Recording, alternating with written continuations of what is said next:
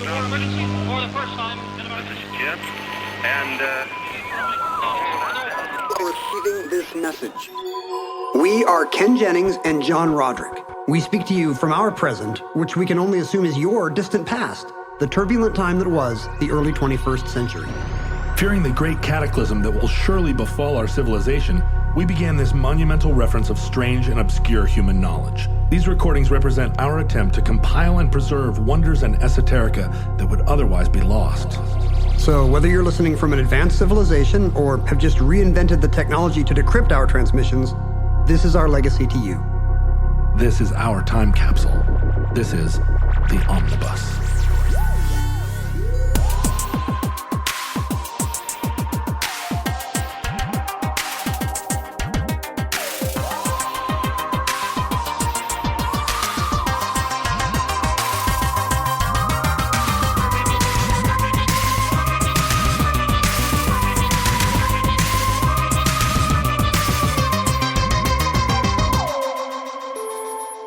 You have accessed entry 400.1CH2508, certificate number 30371. Election ties. The special election that many considered a bellwether for the midterms, the race between Republican Troy Balderson and Democrat Danny O'Connor is still too close to call this morning. You don't mean... like the red and blue power ties? Yeah, the clip-on tie that I have that has American flags on it. or just the very... statesman-like looking ties that every male political candidate has to wear. Oh, right. A power tie. Yeah, you'll never see a green tie on a... No, it communicates sickness, That's weakness. Some kind of weakness. Yeah. Even magazine covers are not supposed to be green. No, I'm talking about an actual tied election. A tied election. The same number of votes for each candidate, which can't happen. It seems so unlikely given that your typical election that isn't for like student body president has so many votes. And yet, even if you limit it to, municipal elections often have ties because 8 people voted for dog catcher and 8 people voted against the dog catcher. Right. But even if you limit it to national or, subnational level, states and provinces and whatnot, I found 20 or so cases of exactly mathematically tied elections in the last century or so. This is a real thing that laws have to deal with. And I'm going to assume you vote. Why do you vote? I'm one of those, what they call 4 out of 4 voters, which means I have voted in every election since I was 18. Yeah, me too. And every small election, every little, every dog catcher election, I've never missed one. Even the Winter Olympics years. And you will vote for congressman, even if there's no president on the ballot. When I ran for office, it was an actual thing, a thing that, there's this, people can look it up. Yeah. There's this whole class of people that they're this sort of journalist that really, really closely monitors everything that happens in local elections. And this was how I discovered I was a 4 out of 4 voter, was that somebody went back and looked at all my voting records and were like, it's very unusual that someone run for office and have voted in every election that they can find. That's the best way to get an honor about yourself, is when you don't even have to look it up. When somebody else finds out something great about you didn't know. Yeah, it was really nice. And unfortunately, that may have been the highlight of the campaign. Yeah, for you. it didn't end up like ushering me into office. They didn't write like a really great article about me as a result. Well, there are kinds of people. There are 2 kinds of people, basically. I mean, winners, losers. No, I mean people who vote and people who don't. I mean, for the most part, there are people who generally vote and people who generally don't. And there's actually been like extensive research. There's been twin studies. Like there was in 2007, a UCSD political science researcher took a few hundred pairs of twins, and not to compare who they voted for, but just did they vote. And his conclusion was that 60% of what makes people vote is just genetic. You were born a voter or not. Really? Yeah. And there's still, so 40%, mathematically you can see based on the based on what the twins with the same DNA did, are, 60% of the tendency to vote is just chromosomal. It's funny. Both of my parents were religious voters. Really? They didn't vote based on their religion, but they just voted for everything. And my mom and I spend an unusual amount of time talking about routes around the city and talking about the upcoming election. Those are the two things you guys talk about? Every time she goes from one place to another, the just first thing I say is like, well, what route did you take? And then she describes like every street that she went. Talk about the fastest way to get to Fremont. Because we never take the same Kamala route Harris. twice. And so people you don't take the same route. I think We try most not people to. having that conversation would be trying to optimize. we do try to optimize, but that requires that we take every It requires research. route. And so so the people in our family are so frustrated because every time there's a gathering, she and I will kind of at some point or another find a way to say like, so you went from West Seattle to Ballard. Like, what route did you take? This is making me feel lonely because I'm the only such person in my family. Oh, really? And I always want, like, if we're like in a convoy of two cars, I always want to be like, hey, this is the perfect test case. Absolutely. You guys can take 99 and we'll take the freeway. My mom and I do that all the time. Just like, okay, which way are you going? Because And that's she's- science. Yeah, she's like, well, I'm going this way. And I'm like, okay, good. I'll take this And way. isn't there an amazing surprise sometime when you assume you're last and you pull into the driveway and you've beaten them by 6 minutes or whatever, and you've advanced the cause of getting to Ballard? For about a year, I timed myself going from, because I had a regular route that I had to go from my house to my daughter's school and back. And I timed myself on every route multiple times, both directions at different times of day. And I kept a log.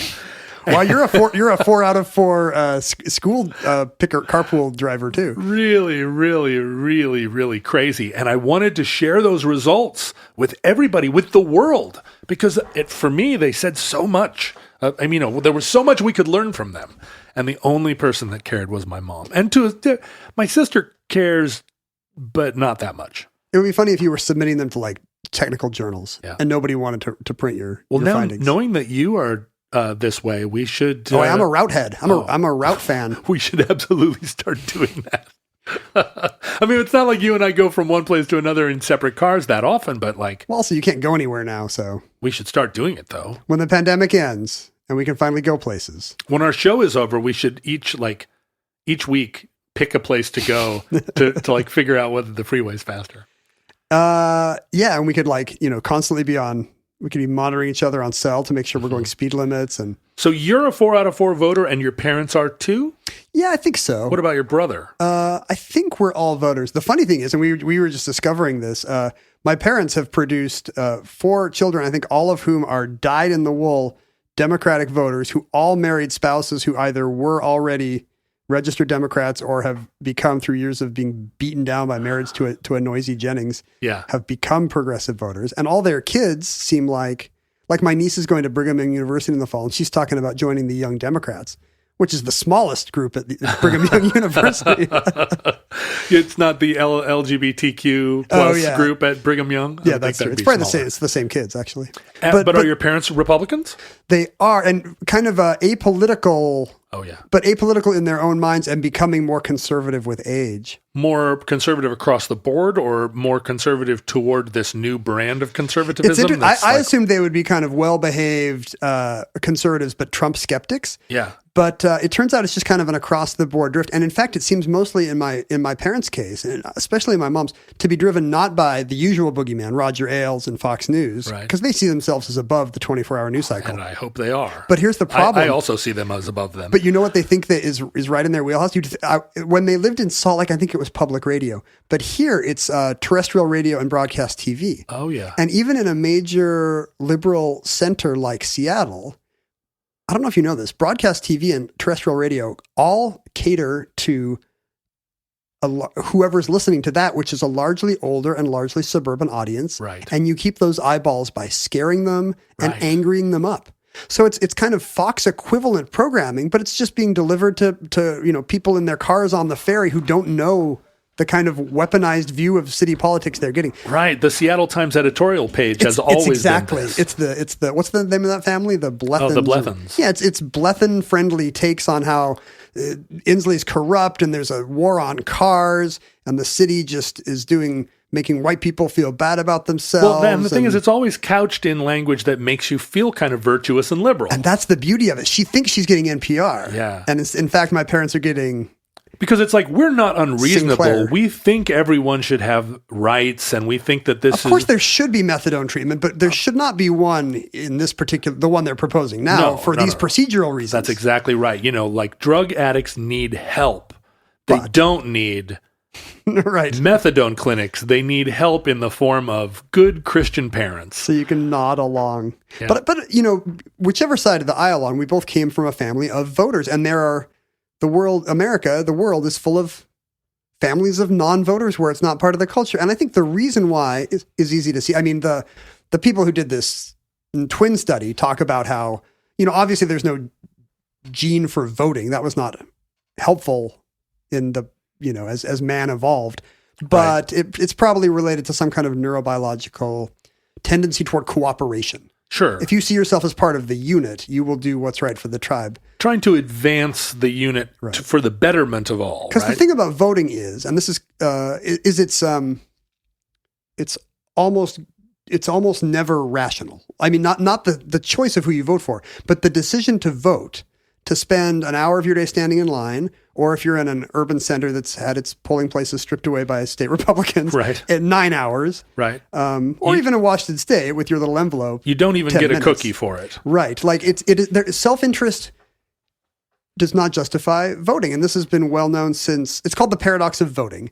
And the French philosopher Condorcet was the first person to suggest this, but it is not called Condorcet's paradox because there already is a different voting paradox that we call Condorcet's paradox, which is that voting preferences are not always transitive. Like sometimes Condorcet really got in there on the voting paradoxes. He got in early. Like he found his niche and he was like, voting's crazy. He had a TED Talk. Also paradoxes, am I right? I mean, it could be a lot of things. What we actually call Condorcet's paradox is when, for example, in the UK, a renegotiated Brexit deal was beating Stay.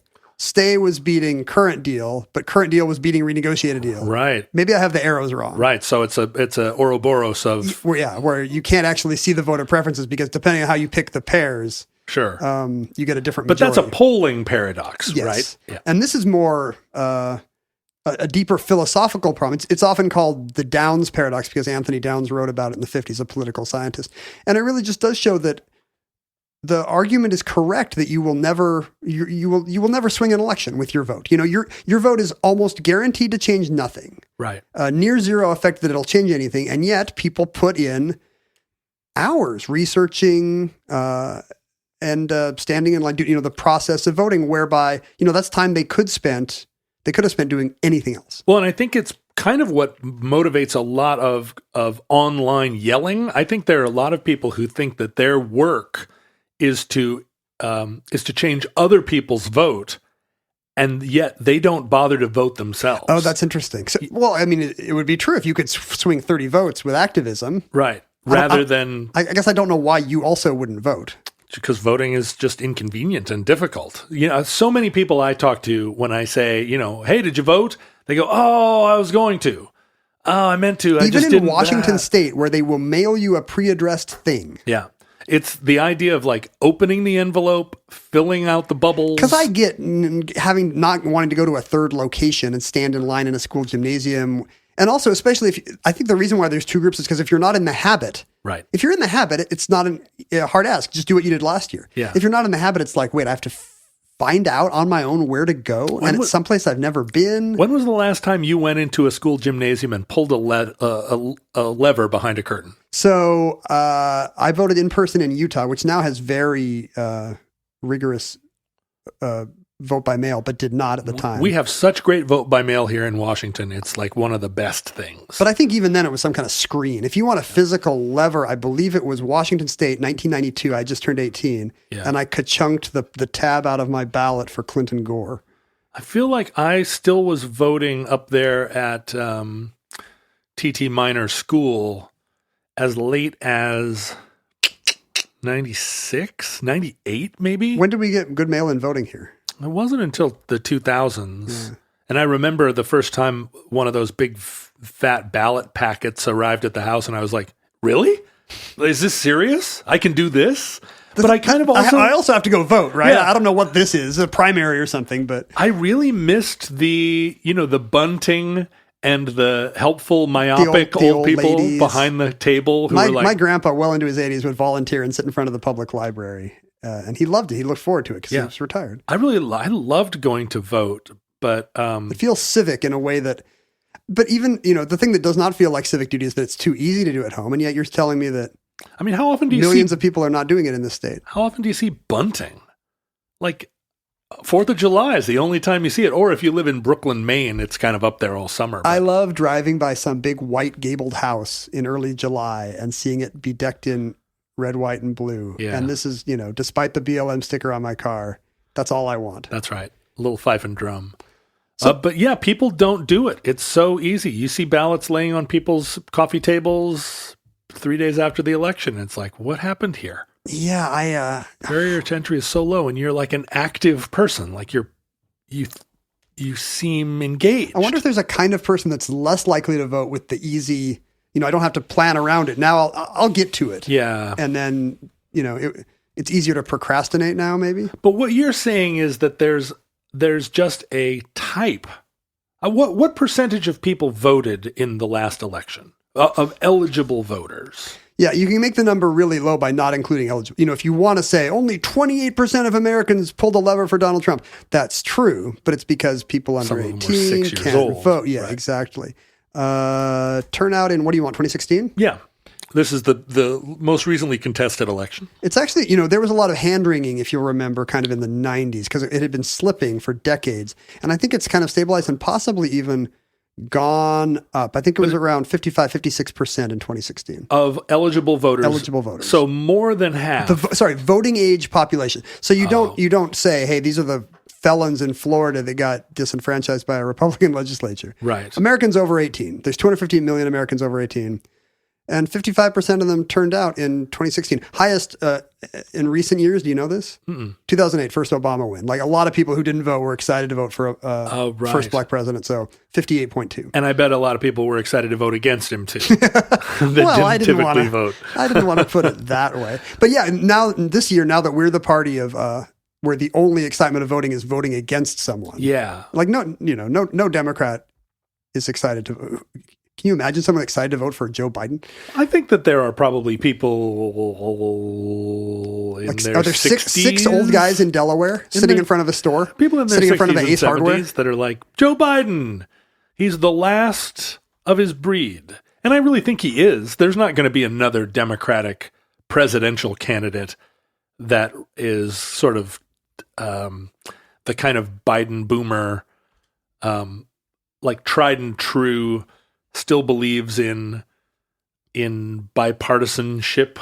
I mean, that's not going to exist again. I'll just reach across the aisle. Yeah, what are you talking about? I know a lot of Republican congressmen that are good men. My buddies. So I bet you there's a nostalgic support for Biden that's more than just. I mean, the boomers had the White House Trump. since the boomers somehow had the White House for 30 straight years or something. Yeah. Like it looked like Gen X was going to be shut out altogether until Biden gave Kamala the VP nod. Right. And suddenly there could be a Gen X. It looked like it might skip to millennials.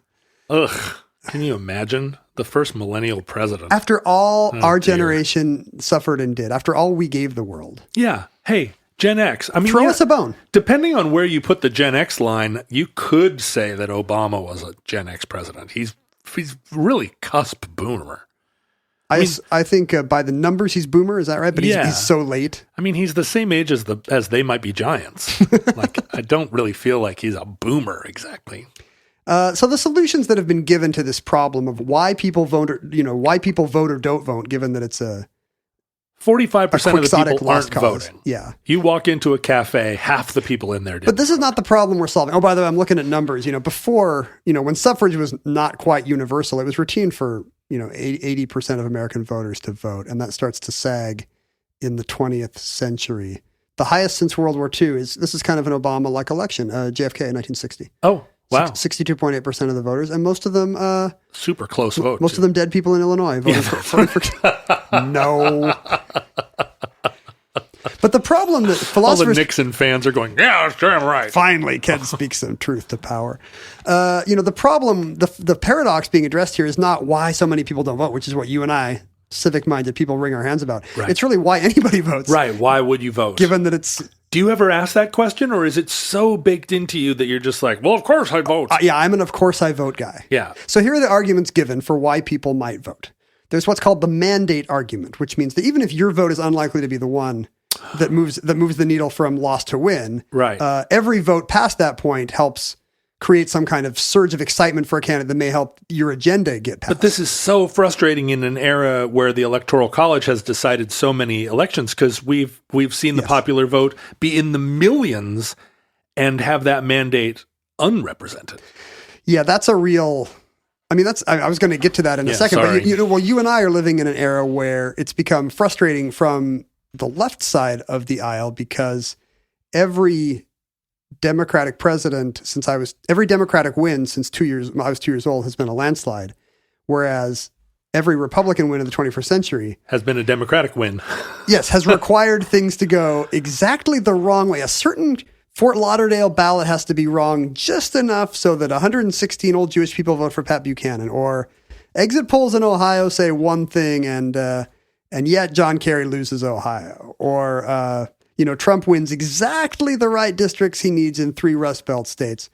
And at some point, for a long time, Democrats would just feel like bad things happen to us. Well, Democrats, they're gloomy defeatists. Democrats like to play by the rules, which is like one of the most boring things about Democrats. Well, I was going to ask you that. At what point do you start to think, wow, crazy things have had to happen the 3 last times a Republican won? What are the odds that's going to keep happening? And what are the odds? Like, when do I start thinking somebody's figured out voting machine software? I mean, this is the bit, and I don't think it's really a question of cheating in that sense. It's that all the way down to the school board level. There's all the systemic things you can do to discourage voting. Conservative people in politics realized that this was a game you could win. And they also realized about in the last 20 to 30 years, you and I have watched this, that the demographics are terrible for them, that they will probably not win based on demography in the way they could assume doing throughout the late 20th century. But gerrymandering is legal. Yes. So you can... and it's something that people aren't watching. And I think the Democrats and the left typically, one of the things that works against them is that they're up here talking about lofty ideals. And not state legislatures. They're not playing the ground game. Yeah. And we've watched it our lifetimes where you see the ground game just getting played. I mean... That's changing. Gore beat Bush by 500,000 popular votes and yet lost because of some hanging chads and ground game. And really good ground game in the sense of just like, let's send lawyers in and obfuscate, right? What was the difference? I mean, Hillary beat Trump by millions. By millions. It's a right? It's a 7-figure number, and that just feels like, well, it made everybody feel like, whoa, it's a little broken. It's broken, and it had always been broken. Other elections had been swung this way, but it now seems to be broken in one partisan direction, which I think should be a little worrying, even if your party's benefiting.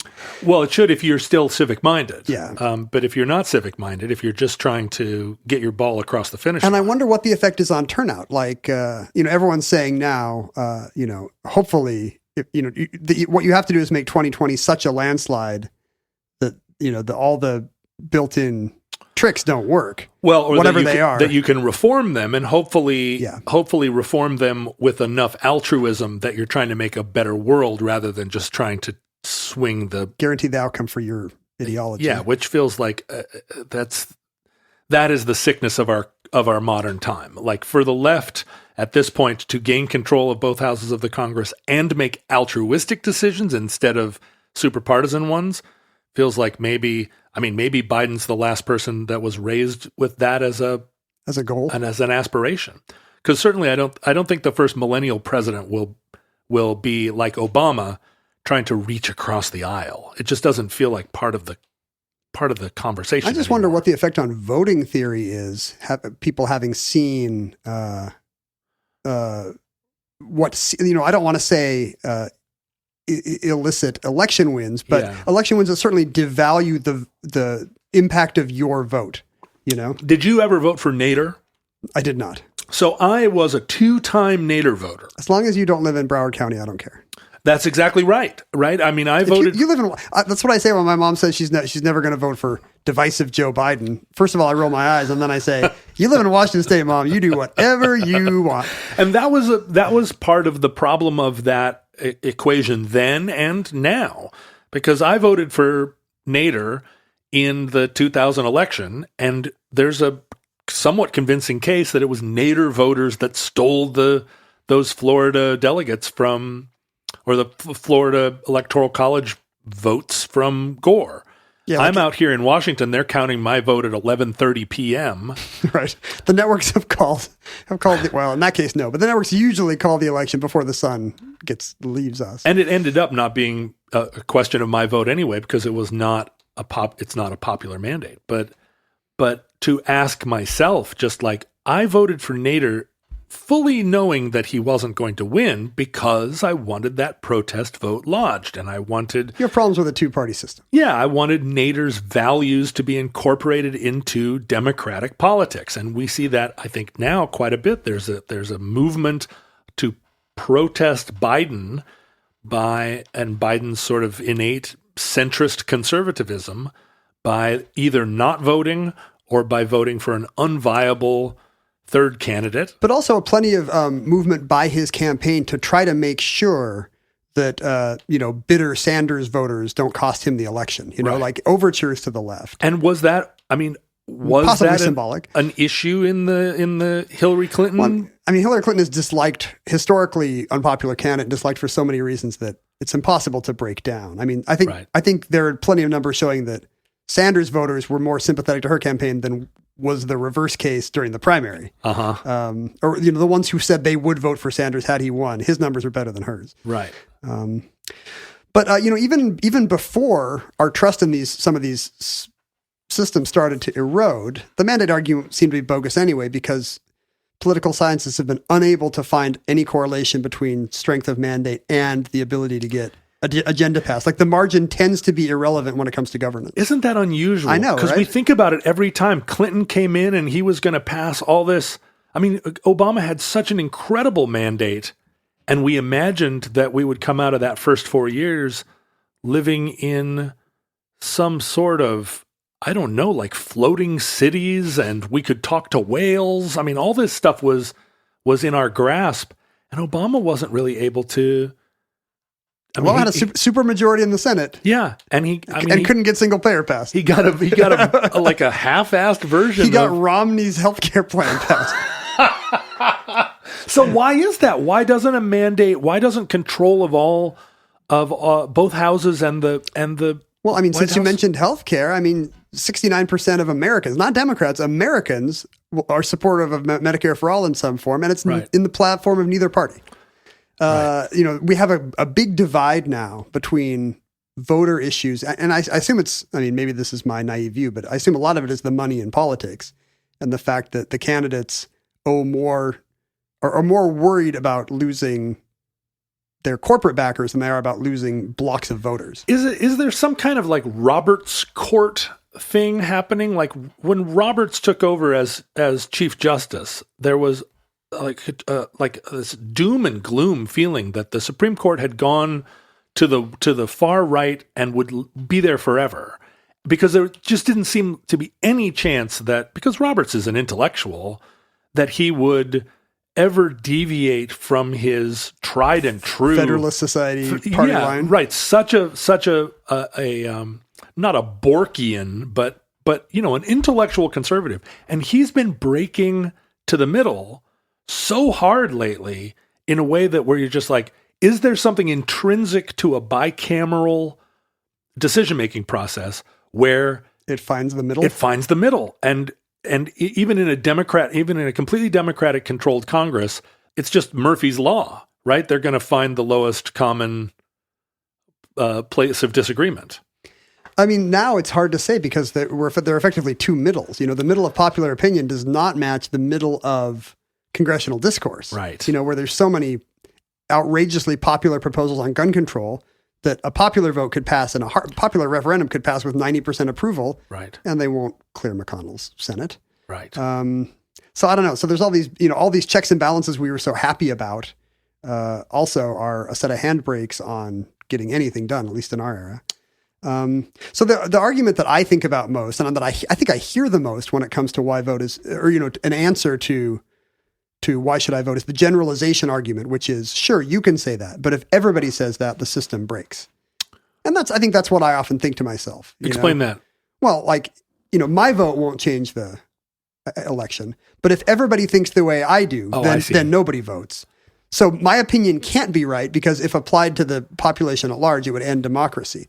But there are answers to that too.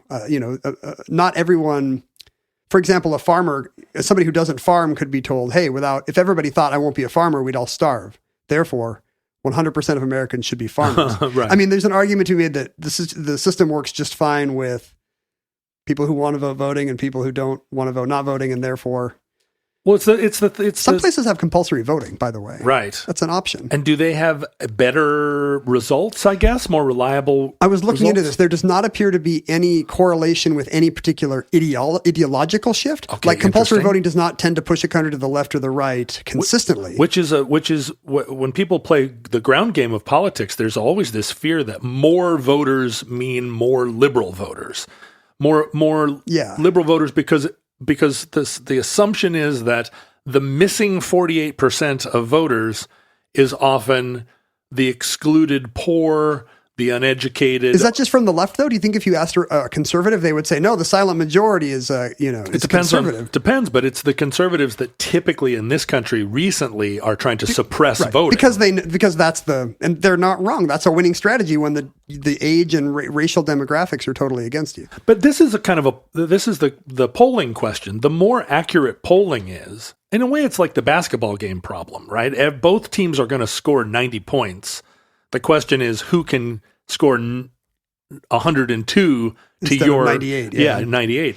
But if polling is accurate, asking 1 out of 10,000 people or 1 out of 100,000 people how they're going to vote, then those 100,000 people don't have to vote. You could just have 10,000 people vote and get the same result. You could have the people that took the Monmouth poll last week vote, right? And Biden probably wins Texas and Georgia. The problem is that polling is not quite that accurate, right? It's well understood how accurate it is. To within it, you can see with standard deviations, you can see that 10,000 people gets you to within N% of accuracy. The problem is if there's systemic things, if different polls are weighting for education in the wrong way, or if, as happened in 2016, if late breaking voters James Comey's letter, new information and late decision making fails to be captured in polls, then that can cause a polling to shift wildly, or 3 percentage points, enough in one way. So how much is it just like it was raining on election day? And how much is that something that we want to encourage or discourage? Yeah, if you ran 2016 back a month later, you'd probably get a pretty decisive Clinton victory, because you had a lot of people who were like, well, Trump's not going to win, so I can stay home, I can write in Mickey Mouse, I can do whatever I want. Right. They hadn't kind of grappled with the reality of him as a serious candidate. And even many people who voted for him were like, wait, I don't think he was going to win. This was just kind of me voting for Nader. Right. Protest vote. If he's actually going to win, no, thank you. Like that guy's kind of nuts. So I think you would have had some of that, but it's hard to say if, things like, little shifts in the wind. I mean, the Comey letter is not that different than rain in the Eastern Seaboard or something. It really is that, especially since he walked it back 3 days after the election. And they say everything. And now we know he was investigating Trump as well and decided not to release anything on that. A lot of it does turn out to be turnout. I think that's kind of the new thinking on polling. Like, candidates don't actually change swing voters' minds. They just make enough stay home on the other side by being, you're interesting enough to bring out the ones who might stay home, or conversely, you're boring enough that voters who might have voted for another candidate stay home. That's what swings elections. And what's crazy about it is that there's an argument in that case to make it seem like you're less assured of a victory than you might be, right? You don't, if you seem too powerful, too too assured that will suppress voters. Like, I mean, it's interesting. Why would I bother? That's Biden's I mean, we should say we're recording this in late summer, and we have no idea what the landscape is going to look like today, right? Much less tomorrow. This episode comes out on Election Day? I believe that's right. It's a Tuesday, right? Yeah, that's exciting. So- Go vote, futurelings. Right. And if you live in a mail-in ballot state where your ballot has to be received by today, do not vote by mail. Right, it's too late. Washington's one of the rare postmark states, which is nice. Yeah, you can get it in that day. But if the new postal service leadership is trying to choke off your vote, you might have to go wait in line. So listen to this only after you voted. Stop right now and go vote. But now I forgot what your question was. Oh, right. So in our time, it appears very much like Biden is doing exactly what you're saying, running essentially a purely defensive candidacy where anything he knows the ground conditions against Trump are bad. Right. Anything he does might just turn off part of his big tent or give Trump something to campaign against. So it's a very minimalist campaign, which did not work for Hillary, who kind of thought she could play defense and win. Right. Well, but there was a kind of smugness to the Hillary campaign toward the end where it was just seemed clear that Trump wasn't in their league and they were already putting together a transition group. Yeah. Whereas I really feel like the part of the genius of Kamala Harris is that as a VP choice is that she just infuriates Trump so much that all they have to do is just let him come completely unglued. Now, as you say, we're recording this in August, so right. Who knows in the next 3 months what actually happens. Knock on wood there, but she seems unlikely to shoot herself in the foot. Right. Let's put it that way. And she seems likely to be pretty good on a debate stage against Mike Pence, who is not the sharpest tool in the. He is a tool, in the Indiana but shed. not the sharpest tool. Other arguments made for voting, despite its irrationality, the moral duty argument. Right, which I think you and I both. Sure, it's the right motivated. thing to do as an American. That's why you and I vote, right? It's just part of citizenship. Well, because we both are convinced that we can make a better world. That the world is not. I don't think either you or I feel like the world is governed by a secret cabal. Right. That the outcome is predetermined. Or that things are already so bad that it's too late. Right. You and I, neither of us feel that way. No, we both feel Despite the fact that we do an End of the World podcast together. But we're trying to stave off the end. But we both feel like human beings are on a path, that path is trending upward, that institutions are experiments, and they require participation, and that there are pitfalls, but the government on the whole is good, and that voting is a way of supporting those institutions. That's right, and not kind of devolving into kind of a Reagan era government's the problem. We don't think regulation is bad. We don't think people are at their best ungoverned. We don't think that natural law should, I think we think institutions are. It's because you and I don't have an HOA telling us what color we can paint our house. That's what's turned Americans against regulation. Is HOAs? I thought it was affirmative action that turned Americans against regulation. That's what turned racist Americans against regulation. Which is an awful lot of people. Here's the argument against, here's what political scientists or philosophers will say against the moral duty argument, which you and I find compelling. Oh, wait a minute. There's an argument against it? Yeah. They'll say, why voting in particular? Sure, that's one of your citizenship duties, but you're spending an hour on that. Wouldn't it be just as good to spend an hour volunteering in a food clinic or a food kitchen or? Well, but that's like a false dichotomy. Yes, but there's any number of things you could suggest that are just as much a part of the good life or even good citizenship as voting. So would you and I say it's just as good to skip voting and do something else civic for an hour? No, right? We wouldn't. No. And yet we're probably wrong, right? Well, but there is an aspect of performance that reverberates. Well, let me take you now to the kind of the current state of the art. 1993, a paper written on what they call the expressive theory of voting. Oh, yes. The voting is not actually, the problem is we've been seeing voting as duty. What if, in the TV generation, we see voting as an act of consumption, and that therefore placing a vote is kind of an identity performance in the same way that wearing a concert t-shirt like I am now is, or doing the wave at a football game, standing up and clapping at home, even though your team can't hear you. That's the same as casting a ballot that you're almost certain will not be the margin of victory. It's definitely the Instagram model of voting, to show your sticker. Yeah, to post that picture and to have it be part of just the universe of self-validation and community validation that is social media. But even if nobody knows, you're telling yourself. That's right. This is what I do. This is like, choosing what book I read or what TV show I watch is choosing which candidate I vote for today. Yeah, it's more than just saying like I'm important. Or I'm a role model. I should be an example to my children. It really is investing. It's reciprocal, right? Because you're investing in the community, but also you feel proprietary, like you feel like the progress belongs to you. It's not something that's being done to you, governance. Right. Yeah. Right. That you voted for that. And when it happens, you're like, ha, all those people that vote for $50 car tabs here in Washington State. It's worth 30. Or $30 car tab. By the way, if you're not following Washington politics, just a way of handicapping light rail funding. Yeah. By getting a referendum on the ballot limiting funding. When those people drive around Washington State and they hit potholes and bridges are closed and they don't think to themselves, this is me. I did this. I made it impossible to drive around. But when they go get their registration and it only costs $30, they're like, hell yes. That's right. Keep the government out of my pockets. My sister said that when she stayed with my parents recently, my mom was inveighing against the lack of funding for the ferry, the part of the public transit they use. Right. But furious about what she sees or what, Cairo Radio or whatever sees as the mismanagement of light rail here in Seattle by those corrupt war on cars bureaucrats. Right. The stuff, even though it's the same, the same funding issues affect both.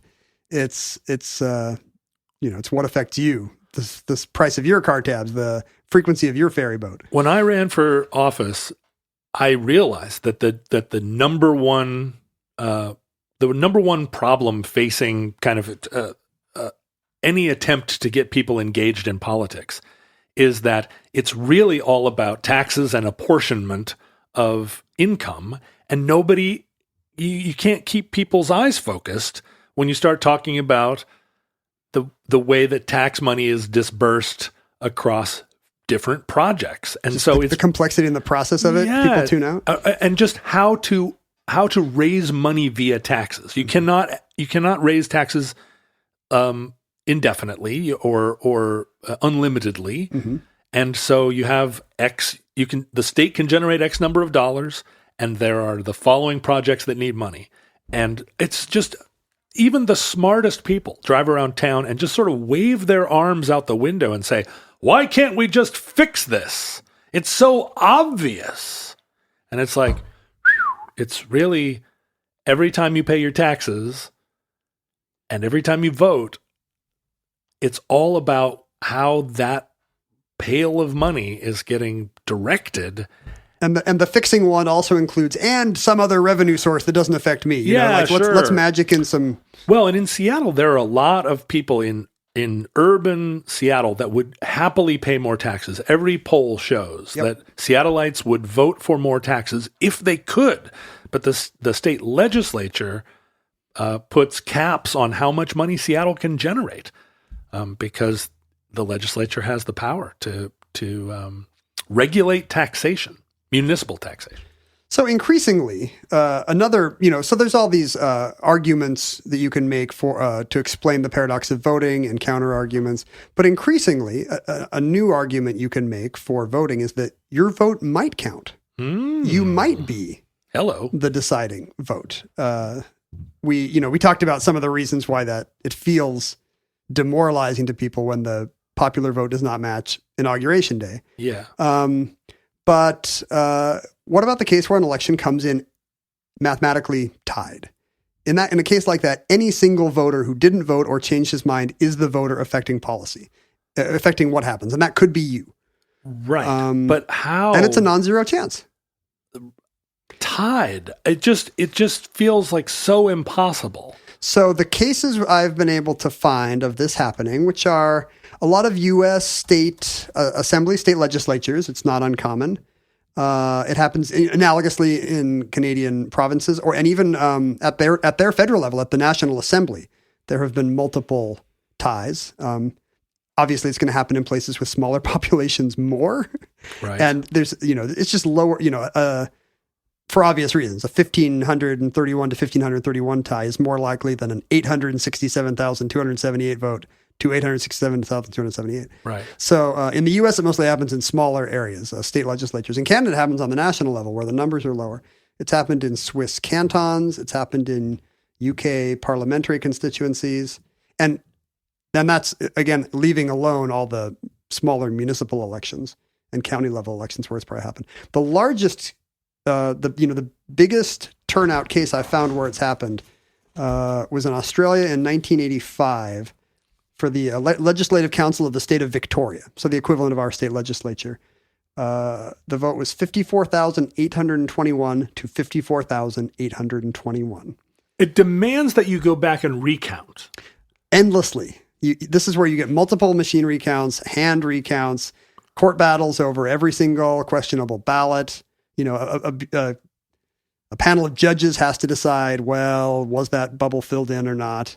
And it's never totally decidable, but you're just trying to get an answer that meets the demands of the law and seems better than the other answer. Because it's you do see cases where people win elections by a handful of votes. Sure. And it often feels like such an injustice. I can imagine as a candidate. You remember the Washington gubernatorial race? Yeah. Gregoire and what's his name? The perpetual loser guy from Bellevue? Rossi. Yeah, Dino Rossi, where he was ahead on both machine recounts and the first hand recount, and then she won 27 votes. And there really was, from the part of the right there, these turned up at the post office. Of course, right. Wink, wink.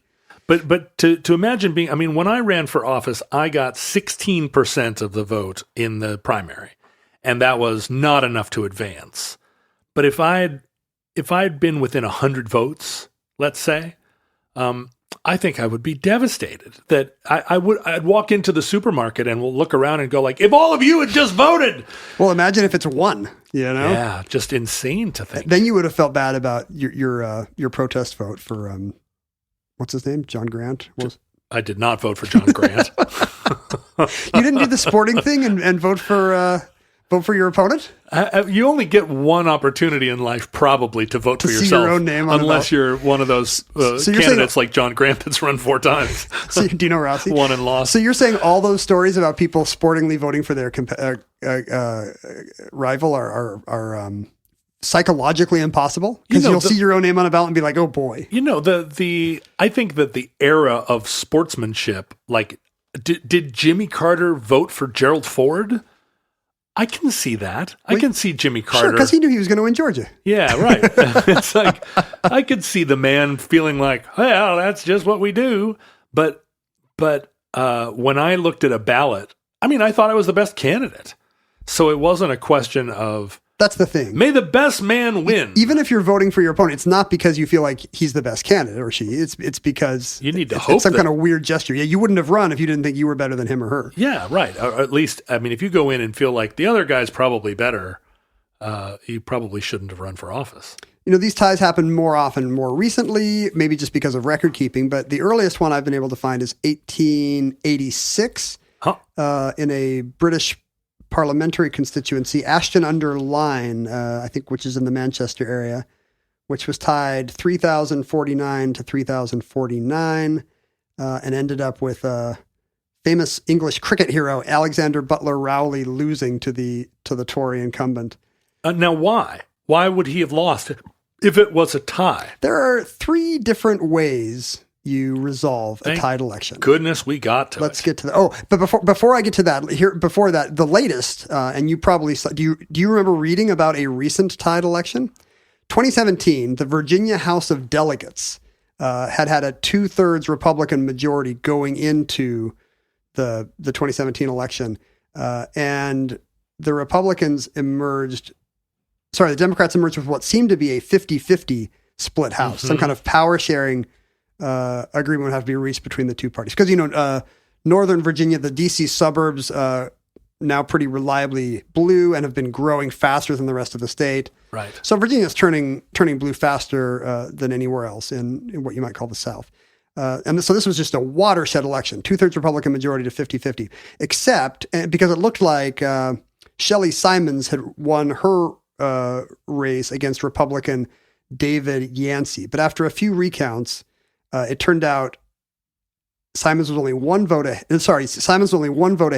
and then a panel of judges found an overvote with votes for both candidates, but a slash through Simons.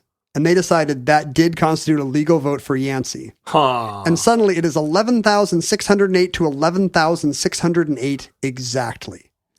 And so this is not just going to determine the outcome of this little Virginia state legislative district. This is going to determine which party has control of the whole state's assembly. Wow. So this is your canonical one vote can make a difference. Like one confused person who can't figure out how a ballot works. one person slashing out an overvote is going to determine whether the Democrats or the Republicans control the Virginia House of Delegates for the next term. So you asked what happens in this case. In 6 or 7 of these 20 cases, there were revotes.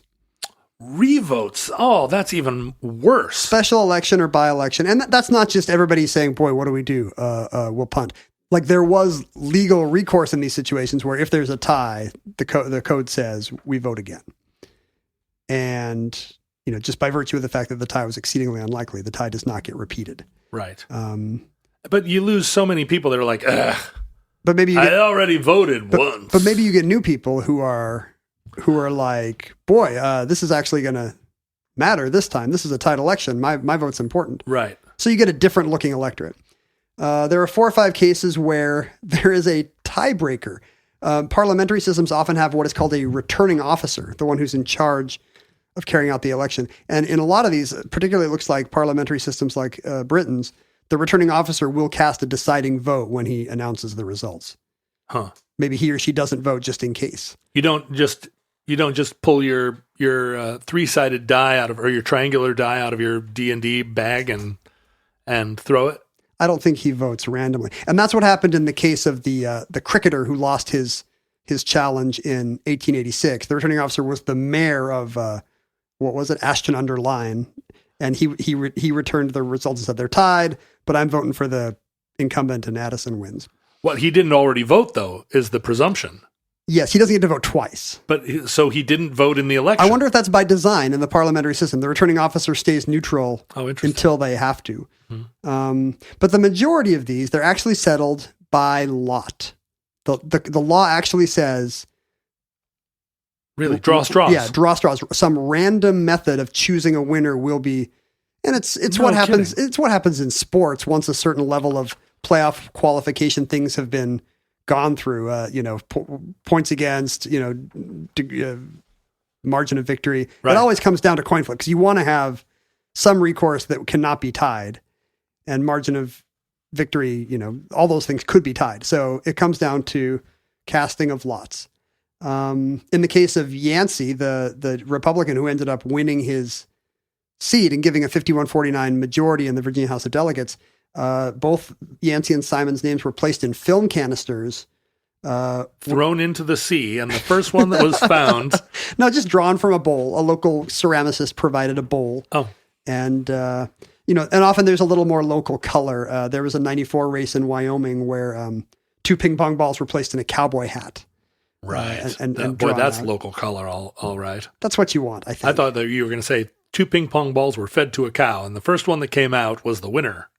And I think that one was done on the Today Show live because, it was such a spectacle. Right. NBC's delighted to have a Wyoming state assembly race decided at their studio. It's, it's good for viewership, and it makes it look above reproach that there's live video of the ping pong balls being drawn. Sometimes it's coin toss is not uncommon. Right. Literal coin. In 2006, in your home state of Alaska, this is going to be the most Alaska thing you've ever heard. The House some Alaska House seat, the Democratic primary ended in a tie. A guy named Edgman and Moses, 2 state assembly people named Edgman and Moses tied 1534 to 1534. And they resorted to a coin toss, a special coin with a walrus on one side, that's heads, which is, I believe, is legal tender in Alaska. That's right. Well, the walrus, we call it. You guys recarve all the U.S. presidents on coins to look like walrus? All U.S. presidents already look like walrus. The back of the coin had a seal, but confusingly not a fur seal, like the state seal of Alaska. Right. So it had... The Great Land. Right. So heads is a walrus. This tails is a state seal. The coin is tossed in the air, and as if it's not Alaska enough already, with a walrus on one side and a seal on the other. An eagle grabs it and flies off. No, it rolls across the floor, lands on a sea otter pelt. No. We're supposed to assume and it kind of bounces off a sea otter pelt and comes up tails, winning, I believe, Bryant Edgman, the primary. In Switzerland's case, the case of a Swiss canton, their statute said it had to be done by lottery. And so they had a computer model a lottery and pick a winner. And the person who lost appealed the ruling, right, saying that that's not a lottery. If a computer's just picking a random number, you actually have to have like a lottery with like tickets and balls and stuff. And the computer cut off the oxygen to their chamber. Yeah, they didn't want Eliza running the lottery. I'm sorry, Bob. And the court agreed and had a manual lottery done with ping pong balls being pulled, and the other candidate won. Oh, so it all hinged on what kind of whether a computer lottery is a lottery. Turns out God wanted that candidate, is what that means. That's how you know. That's how all elections have divinely approved results. Flip the coin, it's God that's doing it. For example, it's even more baroque in a case like this. 2014 city council seat in Neptune Beach, Florida comes up tied, and they came up with this. First, the candidates pulled names out of a hat, but that was to determine who would pick heads or tails in a coin toss. Oh, yeah. And then that was to determine who would draw the ping pong ball in the final test. So it was like a 3-stage randomization. You could win twice and lose. That's right. It was not best 2 out of 3. Boo. Incidentally, picking out numbered ping pong balls is not just how they settle state legislative seats. That's also how they pick the podiums on Jeopardy. What? Yeah. When is there an advantage, a perceived advantage to any particular podium? I don't think so. It might be psychological. You might think in the middle, you're in the thick of it, but you might, the winner always sits at stage right, audience left, or stands at. But the other two candidates, the other two competitors... The winner is always in chair number 1. Yeah, the challengers have to draw for podiums to determine who's in the middle and who's on the end. But during the Jeopardy GOAT, you were in the middle, and James was stage right, and James was... Did I say James? How many of them were named James? No, Brad was stage left. Stage left audience right. Did you feel in that situation that James had a psychological advantage being in the winner's chair? Yeah, that was drawn once and maintained, I think, to avoid viewer confusion. Instead of trying to mix it up and make it and kind of equalize whatever the psychological effect of lectern placement is, the idea was so the audience would be accustomed to who was where. Right. It's a concession to ABC, I think. And I think I would have liked the winner's podium just because that's where you were most comfortable. That's where I've been most successful. But being at the far right was something all three of you knew and psychologically I think we all would have preferred it. Yeah. But I told myself if I couldn't have that, I think in the middle is good because you kind of feel like you can keep an eye on both of your competitors. You're never 2 people away from whatever the action is. Right. Here's my favorite one. In 1998, the mayor of Estancia, New Mexico, was chosen with a hand of poker. Whoa. But poker is a game of skill, Ken. It was there was no skill involved. It was just simple draw cards. Yeah, draw 5 cards and who has the better poker hand. That's pretty New Mexico. I don't think the statute actually said it had to be poker. I think it said it could be a game of chance, and there was a coin toss to see who would pick the game of chance, and the winner picked a poker hand, which I think pissed off the other candidate who was like, well, I'm not a gambler. Yeah, right. I love the description of this.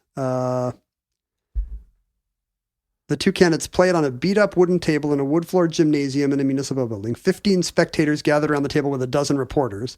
That's American political life for you. This sounds like an execution. But here's the funny thing. Both players drew 5-card heart flushes, raising questions about whether the deck was properly shuffled. 5-card heart flushes? Everybody drew a heart flush.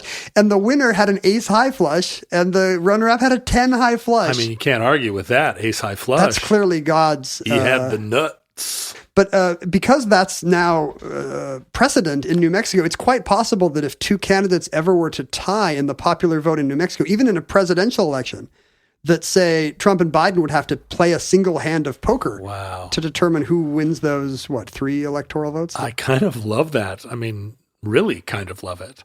Although it does feel like if there's ever a time where the tiebreaker should be a test of skill, it's when the vote is tied. Like that's the moment that you should you should have to hit a target with a dart or something, or just to demonstrate your superiority. Game of laser tag, maybe. Well, you don't want one where somebody's size or physicality could play that much of a role. So, you don't want one where intelligence matters either. No, I don't know. That's kind of my instinct.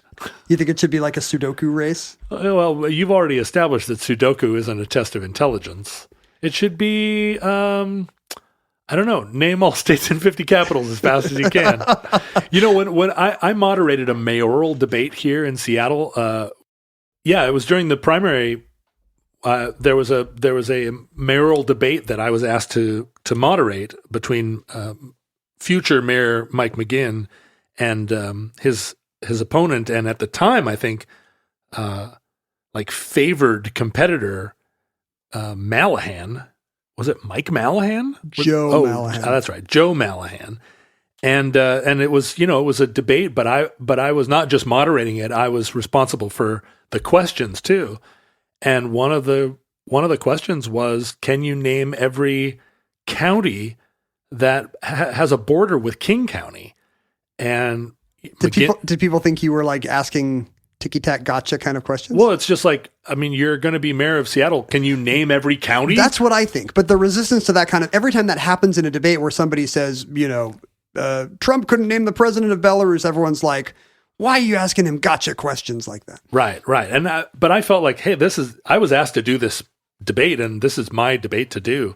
The one that McGinn, the one that won him the debate, and let's just say the election, probably was. I said, here we're here. Did you have them get on their bikes? No, but it was bike related. Oh. I said, you're here at at this venue in Ballard. You did route finding? I said, what route would you guys take to get to the corner of Broadway and John? Did your mom suggest this question? No, it seemed native to me. If you're going to be mayor of Seattle, you need to get from Ballard Avenue to Broadway and John. You need to be able to know how to do that. Did you get a laugh? Well, I mean, all my questions were every question got a laugh. We're of this family of like, okay, you want to be mayor of Seattle? Like, let's see how well do you know Seattle? What do you order at Ivers? Yeah, where are you coming from? And Mallahan was like, he just immediately started to describe the route he would take to Broadway, and it was clear he didn't know the geographical layout of Seattle at all. He was trying to get himself to I-5 and so he. Do you believe the correct answer does not involve I-5?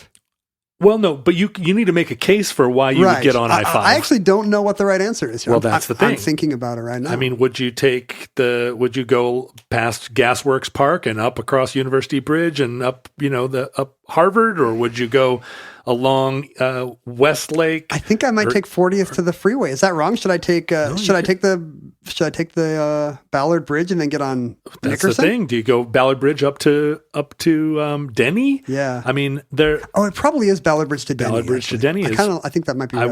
I would have scored that pretty highly, but Mallahan just could not answer the question, and it started to be like because his driver does it. People started to laugh uncomfortably, and then McGinn just waited there with a Cheshire grin. And when it was his time to answer, he said, well, I'd get on the Burke-Gilman Trail. And immediately the whole room exploded with, because he was a famous bike advocate. And I think that's why he became mayor.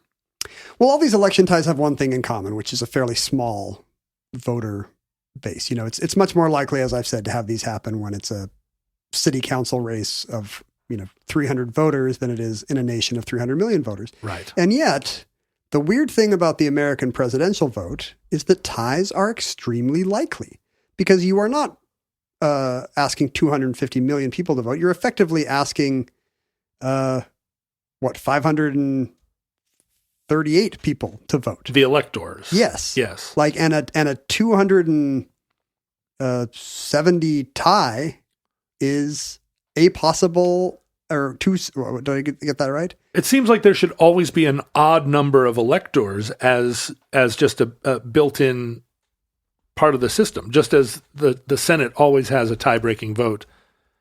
In the vice president. In the vice president. Well, there is a tie-breaking vote in the Constitution, which is the House of Representatives. Right. Constitutionally, if the... Thank goodness. Yeah, well, they'll know what to do. If the Electoral College is tied, it goes to the House. And currently the incoming House, although that was not always true in American history. Oh, interesting. I didn't know that. And so I spent quite a bit of time this morning looking at what would happen in the case of an Electoral College tie, which again is not impossible. And what's interesting is that even though Democrats have a huge advantage in the House right now, the tie-breaking vote in a presidential election goes by state delegation, with each state getting one vote. Okay. Which again could be tied. Sure. 25 to 25. So even though today Democrats have a 37-seat advantage in the House, and that, right now it looks like that will be bigger when the incoming House comes in, but who knows? Your polls may look different in your era. Republicans currently control 26 states. Sure. And that's with an asterisk. That's why the left is so exercised about admitting Puerto Rico and Washington D.C. I mean, yeah, that and many Senate votes. Sure. But this is one case where that actually matters, and it really matters who controls a House delegation, because you've got all these cases like Wisconsin or North Carolina, where the electorate is reliably blue, but gerrymandering has led to, like in North Carolina's case, it's like 7-2 or something, even though the popular vote, the Tom Tillis, the Democratic senator, currently is polling at like 54% there. Right. Wow, fascinating. And the funny thing right now is if you were to use the outgoing House, not only do Democrats have Republicans have 26 seats, one of those states is Michigan, which did have an 8-7 Republican lead until Justin Amash, am I saying that right? Kind of that a deeply conservative Freedom Caucus guy who decided, for whatever reason he was not on board with Trump, decided to voted to impeach, and then left the party. And so he is now sitting in a Michigan House seat as a Libertarian Party member. So Michigan is tied 7-7-1. So it could, and the tiebreaker is a libertarian. It could all come down to this third party guy. And also think about states where there's a 2-person delegation that has to figure out how they're going to vote. I mean, it's pretty clear how Hawaii's two Congress people will vote. Right. But Wyoming has one person from Casper and one from Laramie. I think Wyoming is one. The weird case I could find, the most likely split delegation I could find is New Hampshire. Right, Wyoming does have just one. New Hampshire has 2 congressional seats right now.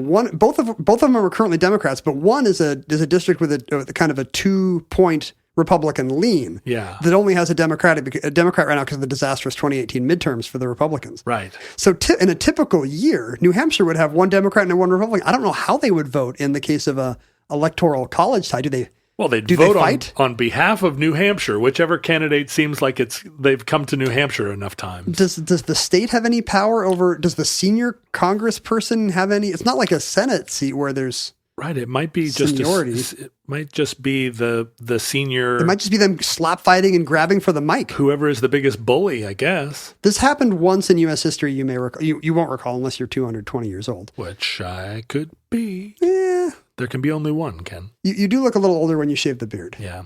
Thanks. Wait a minute. No, that was supposed to be the opposite. In 1800, the Constitution did not have the vice president run as a vice president. If you catch my meaning. You became vice president if you got second place in the presidential election. Yes. And in this case, both the Federalists and the Democratic Republicans ran 2 candidates, intending that to be a ticket. But Thomas Jefferson and Aaron Burr both received 73 votes as Democrat Republicans because the party system had started to develop. Right. So that they received more votes than the Federalists did, but it was the same number of votes. Right. And there was no way that anybody was going to cross the aisle. So the House. So not only was it tied in the Electoral College, the House vote tied as well. Really? So they each won. So Thomas Jefferson and Aaron Burr, the 2 Democrat Republicans, each won 73 votes, but they had a plan to give one guy more than the other, so it was clear who the president would be. Oh, sure. And when that didn't happen, their vote failed. Suddenly, you've got a tie in the House, and the House kept voting, and the House voted 35 times and kept getting a tie between Thomas Jefferson and Aaron Burr. And so finally, Alexander Hamilton, a prominent Federalist, intervened and got a certain segment of his party to say that, Thomas Jefferson's the better of the two, and they're both better. They'll be more friendly. And so Alexander Hamilton was the one who got Aaron Burr kicked out of the White House. Mr. Basically. Burr, sir. And yeah, obviously, spoilers, Burr gets his revenge at the end of Act 2. Right, by shooting him. Yes, that's what you should do. Yes, of course. When a close election comes down to one vote, and that's what I would have done. That's what should have happened in Alaska when the coin landed walrus side down. Somebody should have got out, what's the Alaska equivalent, AR-15? No. I think the Alaskans, you would have 12 gauges loaded with slugs. Just in case. I think what they should have done is flip the coin up in the air and see who could put a slug through it. That's exactly right. That's how that election should have been decided. I think we should have that instead of elections. And then it lands on a living seal, and you have to kill the seal. This is why... And make a hat out of it. See, this is why you can't tax the rich. Because... Right, who can afford a seal? Exactly. Not every state can have a seal. Right. It would only work in Alaska. The Alaska state seal should be a seal. And that concludes Election Ties, entry 400.1CH2508, certificate number 30371 in the omnibus. Futurelings, in the unlikely event that social media still exists in your era, Facebook, Twitter, and Instagram should all be completely intolerable right now for you, presentlings, on Election Day. Futurelings, if you want to look back at... People are going to be freaking out. People's Facebook pages from November, what is it, the 4th, the 5th? In 2016? In 2020. In 2020, it'll be the 3rd? November 3rd, 2020. Go back and look at the archived Facebook pages of all of your ancestors, and you will learn to hate them. Just stay off Twitter today if you're listening to this now. You don't want to be there. But you can go to @Omnibus Project at all these social media accounts and find a safe haven where we are just promoting our show. We don't care who the president is. We just want Patreon subscribers and $30 car tabs. Right. At Ken Jennings and at John Roderick, you will see our hot takes, and almost certainly Ken and I will be off of those social media accounts on Election Day because we have learned to survive. We are the roaches that live in the post-apocalypse of having once believed in social media. I've already blasted off my nerves on Twitter, and I just feel nothing now. Is that right? I'm numb to it. Yeah, I can look at the worst takes. Yeah. And you don't care. Yeah. They don't hurt your feelings. No. The bad takes still hurt my feelings, so that's why I have to go there very gingerly. I'm on Instagram. Every once in a while, I post some picture that I imagine is flattering of me, but really just makes me look like some old dad that is in dirty overalls. But it turns out there's some overlap. But many of your followers want that. Yeah, they do. They do. Well, my contention is that people want to see pictures of the people they follow on Instagram. That if your Instagram account is just pictures of apples or your dog or funny signs that you see on the side of the road, Sunsets. Nobody really cares. Nobody wants to see what you think is cool. They want to see you because they're your friends. That's the only reason they're following you. I would contend that people want to see you in dirty overalls. Like that matches with their fantasies and fetishes about you. That's right. Unless you're running an Instagram account that is about like massive tattoo fails or people crashing water skis, in which case nobody wants to see your face. They just want more water ski crashes and more tattoo fails. But your friends don't want to see your freaking garden, let me tell you. Put yourself in the garden. Selfie with garden. Yeah, lay down next to the tomatoes and take a selfie. That's what people want. Stand next to the sunflowers so we can see how tall they are. That's what we're into. If you want to email us and argue with us about what people really want on Instagram, just email us at theomnibusproject@gmail.com. A long time ago, Ken and I just sort of fell into a pattern where Ken read the email and I didn't. What do you mean we fell into this pattern? You stopped reading the email. It's been a minute since you've been in the email. But every once in a while, Ken will forward me an email that that's where the person refers to me directly. And a lot of times I'll read back in the thread, and Ken's been having a conversation with this person for months. And they finally mentioned They you. finally are like, oh, and also say hi to John. And Ken forwards it over to me. And I'm like, you already know this person. I feel like if they're talking to Omnibus, I don't forward. And maybe I should. Like, Well- they have to be like, hey, John, after what you said about like that one, I will immediately be like, oh, shoot, John's never going to see this if I don't forward it. Right. But the ones that are just like, Omnibus, I love you guys. You're amazing. Should I forward every one that isn't like Ken, sign my yeah, sign my underpants? sign my breast? No, just forward me the ones that you think I would be interested in. If they're talking about bush planes, I might want to read it. What if it's your show? Should I send you all of those? Oh, interesting. Maybe. Yeah, maybe. Huh. I mean, but I'm also just as interested in your shows. Also, you could actually just go into the email and Yeah, read I the email. suppose Would it that's kill true. you? Anyway, the omnibusproject at gmail.com. Maybe I'll go in there and start reading them. I definitely do go to the Futurelings Facebook page and the Reddit and the Discord, although my Discord got hacked the other day. It's kind of a bummer. And I see what people are saying there. I may not always participate, but Ken also is there, and every once in a while we'll chime in. Sometimes even we don't just chime in when we are righteously indignant about some place where people got it wrong. Sometimes we just join in because it's fun. It is fun. It is fun. Usually it's because we get to correct someone. Yeah, where it's like, I disagree. In fact, I corrected you the other day. Yeah, when what you did I say? you suggested. Oh, you said you were I said you were anti-cottagecore. Yeah, and I was like, I'm not anti-cottagecore. Because you had just texted me. What is this the kind of cottagecore bull your daughter's into or whatever? Yeah, that's right. Because she was listening to banjo music, and I was like, don't do that. Don't go down that road. Banjo music. But I'm 100% pro cottagecore. In fact, I think I'm going to do an omnibus on cottagecore coming up here very soon. I'm going to do omnibus on cottage cheese. Okay, we should do back-to-back shows. Cottage cheese, cottagecore. It's now a cottage podcast. You can mail us things, and I do see these things, although, again, Ken kind of filters through them, and I guess only brings over the stuff that he doesn't cherry pick out of the mailbox. Yeah, all the really good stuff. But he brought me this, this book of Playboy magazine excerpts from the 1950s, which has given me tremendous hours of joy. I started this show to promulgate and propound knowledge Yeah. throughout the culture and into the future. You just want people to send you old Ray-Bans. Yeah, I just want their mid-century stuff to decorate my new house once I finally You just get it want finished. mid-century vintage erotica. I do. I really do, actually. This show exists to get John vintage erotica.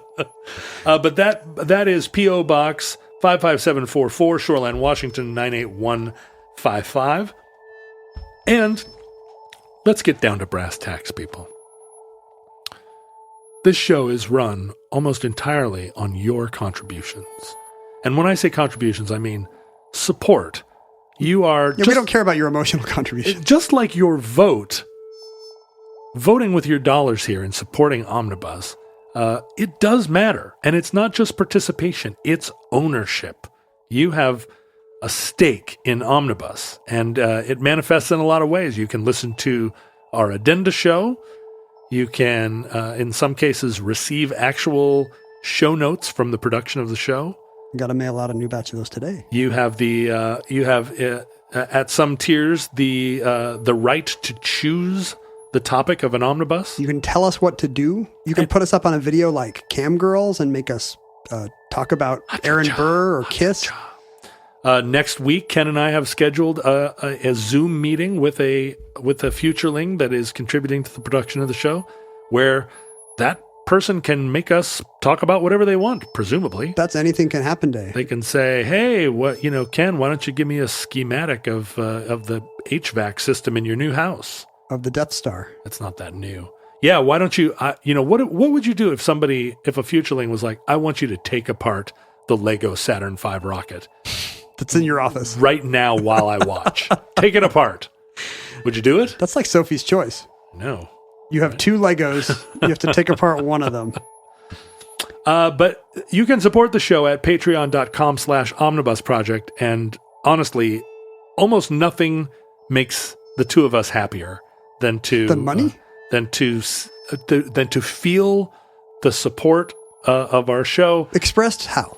in the way that modern life, I think it has It's all decided. It's all taxes and apportionment, like you say. What is love? What is love but dollars And thank you. and euros and pounds? Oh, it's true. Because Patreon now accepts donations in many of the world's currencies. So if you've been listening from the UK or Australia and have felt like, my Australian dollars are only worth 75 cents to the US dollar, they won't want those. That's not true. Just increase your contribution by 25%. If you're in Gambia or Antigua, you can send your currency, which I believe is Bruce Lee postage stamps. You can give those through Patreon. Thank you to those of you who do. Yeah, thank you so much. Listeners, from our vantage point in your distant past, we have no idea how long our civilization survived. Some of you are going to find out when polls close on the East Coast in just a few hours. We hope and pray that the catastrophe we fear may never come. But if the worst comes soon, this recording, like all our recordings, may be our final word. But if Providence allows, we hope to be back with you soon for another entry in the Omnibus.